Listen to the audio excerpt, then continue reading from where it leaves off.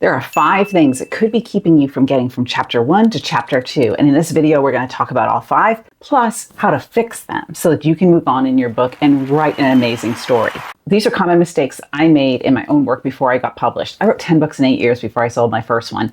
Then I went on to sell 85 in 24 countries, so it worked out okay, but I made a lot of these mistakes in the beginning.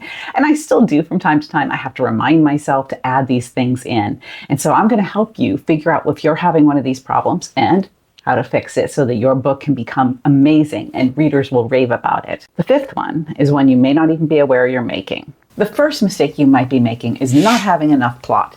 This is actually pretty common. I see it all the time. My hair is doing something weird. I see it all the time with the writers in my mastermind group and the authors that come to me for coaching. So what does not enough plot mean? Because usually you're thinking, I've got enough plot. I've got something happening to my character. But if it isn't big enough or complicated enough or important enough, then it's not going to have that weight you need to carry an entire book. As I've said before, think about the plot like the framework of a house. If your framework is really weak, the house is going to collapse. So you have to start with a really strong frame. Now, not all plots seem all that big or all that complicated. If you look at Wednesday, the plot starts out with her just going to a new boarding school. That doesn't seem very big or complicated, right? She doesn't have a very big goal. But then when she gets involved in the school and starts to realize that there is something going on here, something evil, then her goal becomes to solve that. So it has a multi-layered plot. And once you care about Wednesday and you're invested in it, you care about the thing that she is pursuing, which is answers. Of course, the first boy I kissed would turn out to be a psychotic, serial-killing monster. I marked up some books that I've read recently and one of my own, so you can kind of see here's a book and here's how this author did it. And I'm not going to talk about just my books because how I do it is not necessarily how other authors do it and not necessarily how you have to do it. It's all about kind of learning their techniques and then tweaking those to fit your writing style. Let's start with somebody else's book, Confessions on the 745, which I read and reviewed on this channel, and you can check out that review if you want. Her initial goal is to kind of figure out what's going on with her husband and fix her family, which has become fractured.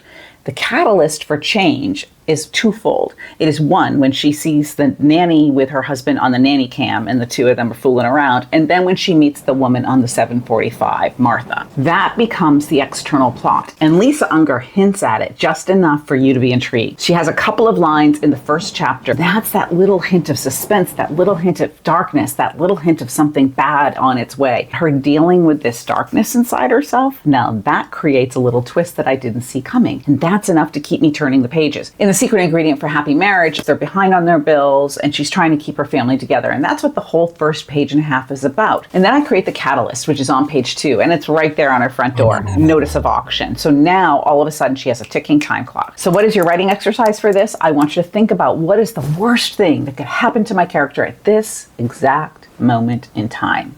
So number 2 is not having enough emotional connection with the character. This is something I talk about a lot because readers need an emotional connection with the character, but you also need to think about whether you are emotionally connected to your character. Do you care about your character? This can be me a lot of times in the beginning of a book because I don't know them very well, especially if I've only written a first chapter and I haven't gotten all that far. Because to me, meeting a character is like meeting a new neighbor. And a lot of times when you meet a new neighbor, you don't really care about them unless they bring you really good cookies or homemade Italian food, which my neighbor across the street does from time to time. Those are my favorite neighbors in the whole neighborhood. But for a character, you've got to get to know them. You've got to know who they are inside and out, and you've got to care about them emotionally. One of the things I talked about in the video about developing male characters was having a save the cat moment. And that is essentially a moment of vulnerability in your character early on in the book so that the reader connects emotionally. Something that you need to create so that you connect, and then later your reader will connect. And how do you make that connection?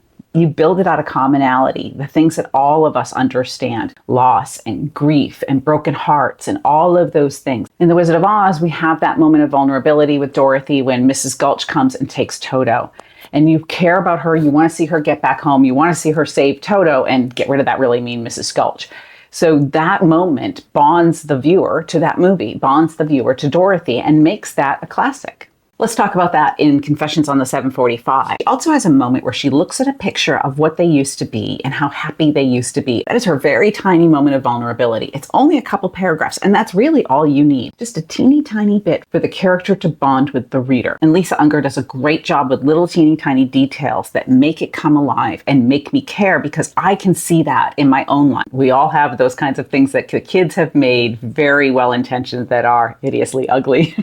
And that's what everybody everybody is relating to and connecting with that moment of loss and love and grief for what used to be. I have a similar moment in the first chapter of The Secret Ingredient for a Happy Marriage. Any woman who's been in a relationship that is breaking up, that you're having a hard time ending it, can relate to the lines that are in there. So for your writing exercise, if you're having trouble coming up with a moment of vulnerability, then what I recommend is doing something like I did or Lisa Unger did, where you have a touchstone, some kind of thing that reminds the character of the past, and just have them have a brief 1-2 paragraph memory. Number 3, not having a rich enough world, because the world has to be rich and layered and real, not only for you, but for the reader to really believe what's going on here. The world that Scott Carson / Michael Carita creates is really, really real, and everything else that happens in this book becomes really alive because these characters are very intermingled into this world. That's another key. You want your characters to be very intermingled into your setting. And I'm going to have a future video on setting because it's such a critical part of most books. The setting in The Chill is actually like another character because it is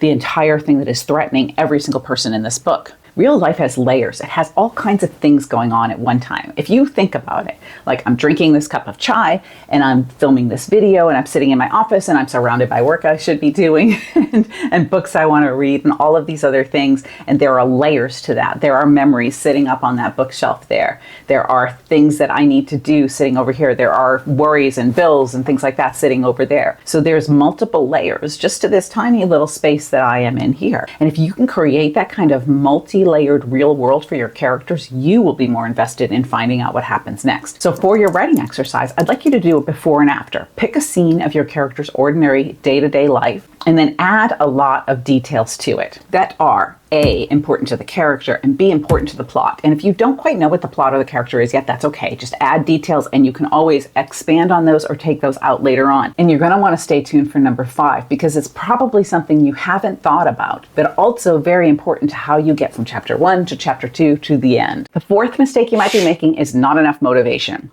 Motivation is the because. I have a whole video on plotting your novel, and I have a couple of individual videos on motivation itself. The character has to have a reason for doing what they're doing. They don't just go through life willy-nilly. All of us have a motivation for everything we do, whether you believe it or not. There's some deep down buried motivation for every single choice you make during the day, and it is the same for the character. In The Chill, Aaron has the entire town depending on him, but he's also really depending on himself because this moment where he is heroic and brave is his moment to come back from the dark place that he has gone to.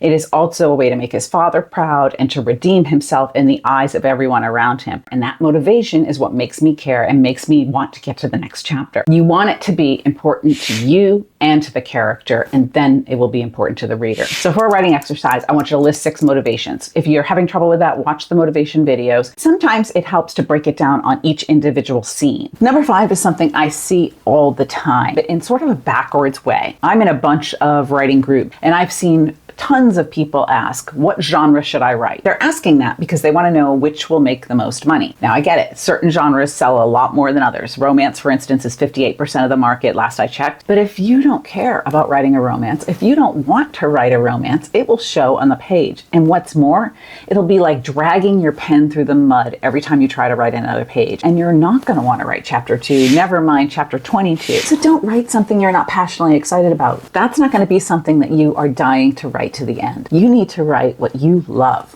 what is unique to you. And you need to write, most of all, the stories that matter to you, because when they matter to you, they will matter to the reader. My own writing career has evolved over the years, and I have changed the genres that I write as I have changed and grown as a person and as a writer. You've got to really think about that. Am I excited about writing this book? Am I dying to get to the computer every day? Whether or not you're having a little bit of problem with writing those words, that's okay.